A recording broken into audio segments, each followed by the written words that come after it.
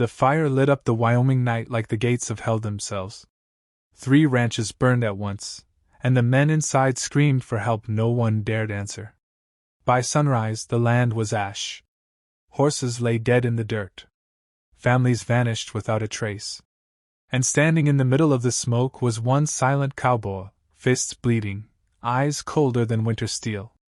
They thought they had destroyed everything he loved. But they forgot one thing.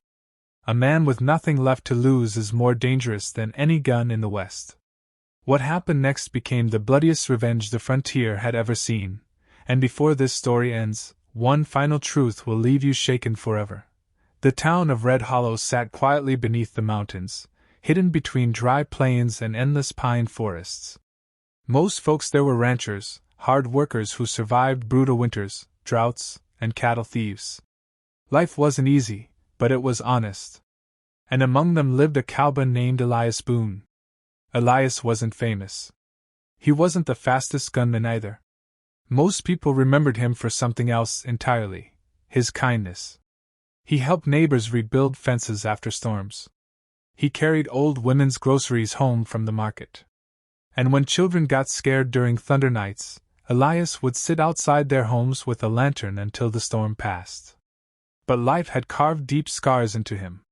Years earlier, Elias had fought in the frontier wars alongside 3 men who became closer than brothers: Thomas Reed, Samuel Pike, and old Jonah Whitmore. Together they survived ambushes, hunger, and death itself. When the wars ended, they promised each other one thing: no matter what happens, we protect our land and our families. So they settled near Red Hollow, building ranches side by side. For years peace lasted. Until Victor Crow arrived. Crow was a wealthy railroad businessman from the east. Clean suit. Silver cane. Smile like a snake. He claimed he wanted to modernize the frontier, bring jobs and progress. But behind closed doors, he wanted only one thing: land. The railroad needed to cross Red Hollow Valley, and the ranchers refused to sell. Especially Elias and his friends. Their land held memories, graves of loved ones, homes built with bare hands, dreams passed down through generations. Crow offered money. They refused. Then he threatened them. Still, they refused. That's when the fires began. First one barn burned. Then another. Cattle disappeared in the night. Wells were poisoned. Men were beaten half to death by masked riders. Everyone knew Crow was behind it. But nobody could prove it. Sheriff Wallace, once a brave lawman, had become terrified of Crow's growing army of hired guns. The townsfolk stayed silent. Fear spread through Red Hollow like disease. One evening, Elias rode home after helping repair Samuel's broken fence. The sky glowed orange in the distance. At first he thought it was sunset. Then he smelled smoke. His horse panicked beneath him as he raced toward the valley. The moment Elias reached the ridge, his entire world shattered.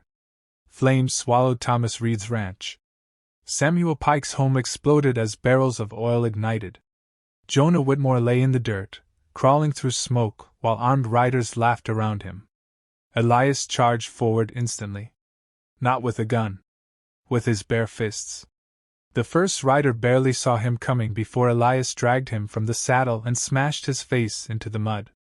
Another swung a rifle stock toward Elias's head, but Elias caught it midair and broke the man's jaw with one brutal punch. Years of grief, pain, and buried rage exploded from him like wildfire.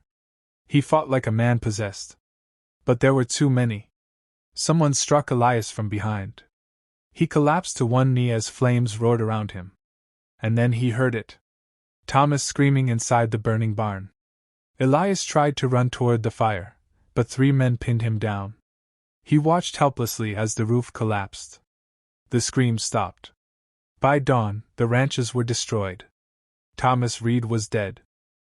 Samuel's wife and daughter were missing. Old Jonah survived only long enough to whisper something into Elias's ear before dying. "It was Crow. He's taking the valley." Those words changed Elias forever. At Thomas's funeral, nobody spoke. The entire town stood in silence while ash drifted through the wind like black snow. Then Elias stepped forward. His knuckles were still bruised, eyes hollow, face cut and burned. And for the first time in his life, the gentle cowboy looked terrifying. "They burned innocent people alive," he said quietly. "And everybody stayed afraid." No one answered. Elias looked across the town. "At sunrise tomorrow, I ride for Victor Crow." Sheriff Wallace grabbed his arm. "You can't fight them alone." Elias slowly turned toward him.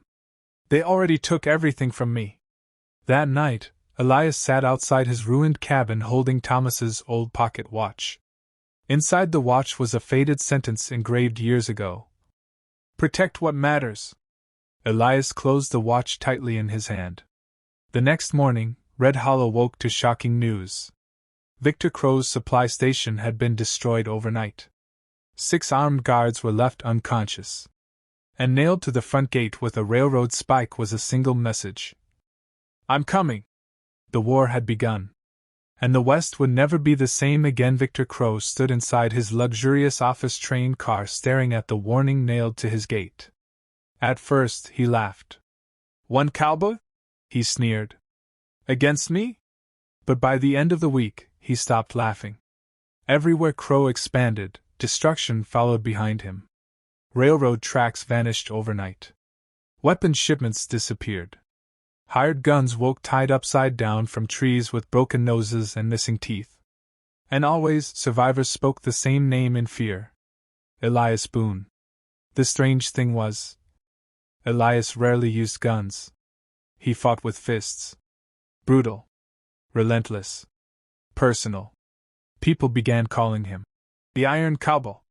Meanwhile, Samuel Pike searched desperately for his missing family. Rumors spread that Crow was holding women and children at an abandoned mining camp deep inside the mountains, forcing ranchers to surrender their land. Elias knew Crow wanted him angry, reckless, dead. But Elias no longer feared death. One snowy evening, Elias tracked a group of Crow's riders through Pine Canyon. Hidden among the rocks, he overheard them discussing a secret prisoner transport. Samuel's daughter, Lily, was alive. The moment Elias heard her name, he attacked. The fight became legend across Wyoming. One rider flew from his horse after Elias struck him with a single punch. Another crashed through frozen river ice. 2 more rushed him together, but Elias fought like a storm unleashed by God himself. When it ended, 6 men lay unconscious in the snow. But Elias took a knife wound to the ribs. Bleeding badly, he still rode through the night to rescue Lily. He found the mining camp near dawn.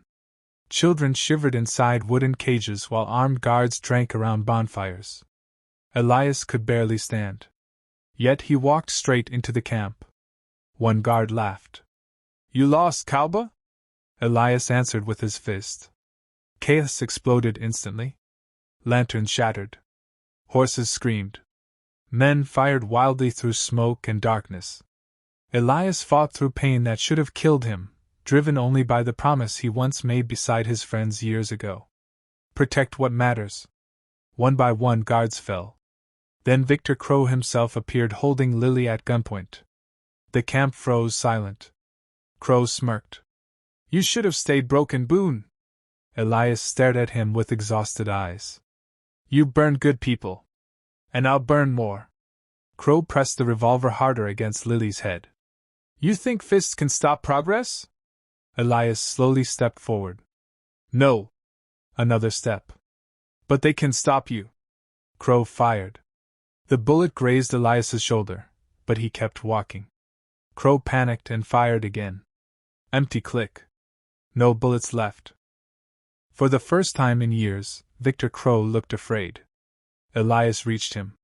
And the beating that followed became frontier legend. Not because it was savage, but because every punch carried years of grief, betrayal, and pain. When Elias finally stopped, Crow collapsed unconscious into the snow. The children were freed. Samuel reunited with Lily. And Red Hollow finally stood together instead of hiding in fear. Weeks later, townsfolk gathered to rebuild the burned ranches side by side. For the first time since the fires, laughter returned to the valley. Sheriff Wallace approached Elias quietly. "You could stay," he said. "People would follow you." But Elias looked toward the mountains. "The West already has enough men chasing power." Before leaving town, Elias visited Thomas Reed's grave one final time. He placed the old pocket watch against the headstone. "I kept the promise," he whispered. Then he rode away beneath the setting sun, disappearing into the endless frontier. Some say he died years later in another fight. Others believe he still wanders the West, helping the weak wherever trouble rises. But in Red Hollow, people remember one truth above all else.